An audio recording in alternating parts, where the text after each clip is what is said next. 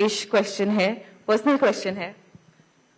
Sir, आप interviews देते हैं इतने मीडिया में, सर आपकी जो पॉलिटिकल स्टाइल है, राजनीतिक स्टाइल, वो आइडियोलॉजिकल है और डेवलपमेंटल है।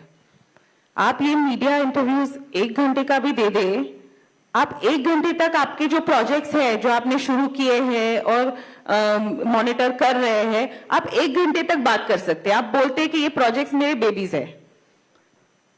फिर भी सर, कुछ आपके क्रिटिक्स हैं जो चीजें बोलते हैं, अलग अलग रूमर्स फैलाते हैं कि देवेंद्र जी का पार्टी पे इतना होल्ड नहीं रहा है, या आपके कास्ट के ऊपर कुछ बोलते हैं, या फिर और कोई रूमर फैला देते हैं कि आप लोकसभा जाएंगे, समथिंग समथिंग, कोई भी कुछ भी, एवरीडे न्यू रूमर।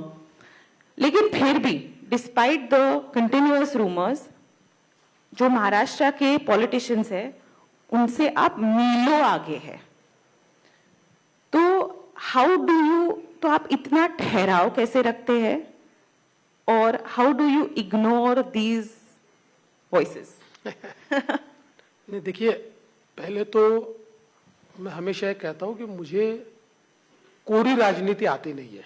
मैंने कभी जिंदगी में कोरी राजनीति नहीं की, क्योंकि हमारे लिए तो राजनीति ये हमेशा सामाजिक आर्थिक परिवर्तन का एक उपकरण है।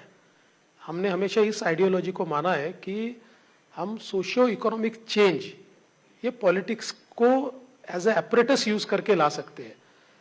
इसलिए आपने हमेशा देखा होगा, मैं भाषण भी जब करता हूँ तो 80% मेरा भाषण ये डेवलपमेंट के ऊपर, सोशियो इकोनॉमिक चेंज के ऊपर, हम क्या करने वाले हैं, हमने क्या किया, इसके ऊपर होता है। 20% मैं राजनीति की बात करता हूँ। और मैं ये भी मानता हूँ कि अगर हमको हमारे देश को, हमारे राज्य को बदलना है तो हमको फोकस ये डेवलपमेंट पे रखना पड़ेगा। राजनीति तो होती रहती है, सवाल जवाब होते हैं, आरोप प्रत्यारोप होते हैं, वो एक पार्ट है।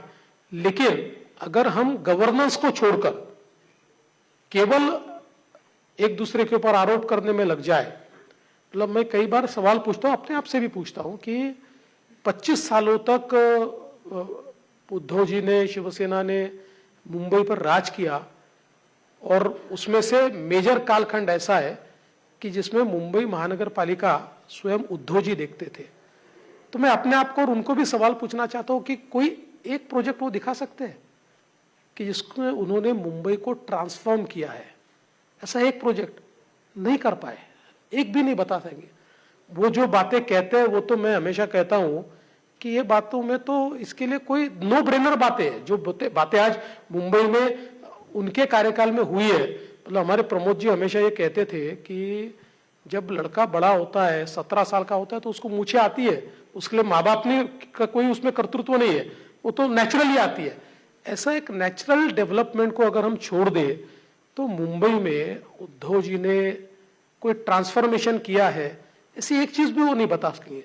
जबकि केवल 5 साल में मुख्यमंत्री था और भारतीय जनता पार्टी की सरकार थी, तो मैं ऐसी कई चीजें आपको दिखा सकता हूं। आप देख रहे हैं, ट्रांस हार्बर लिंक आपने देखी है, अभी कोस्टल रोड आपने देखा है, न्यू मुंबई का एयरपोर्ट हो रहा है, मुंबई में जो एसटीपीज है वो आप देख रहे हैं, धारावी का ट्रांसफॉर्मेशन अभी जो होने, ऐसे मैं सैकड़ों चीजें गिना सकता हूं।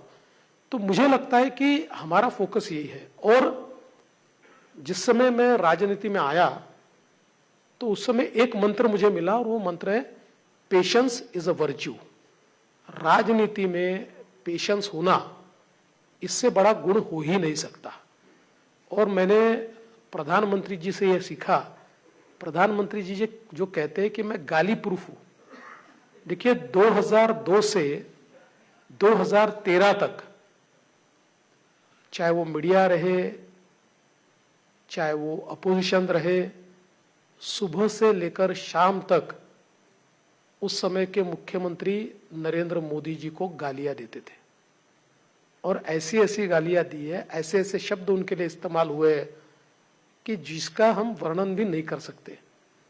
लेकिन उनका पेशेंस देखिए कि ये 11 साल पलटकर एक जवाब भी उन्होंने नहीं दिया, एक जवाब भी।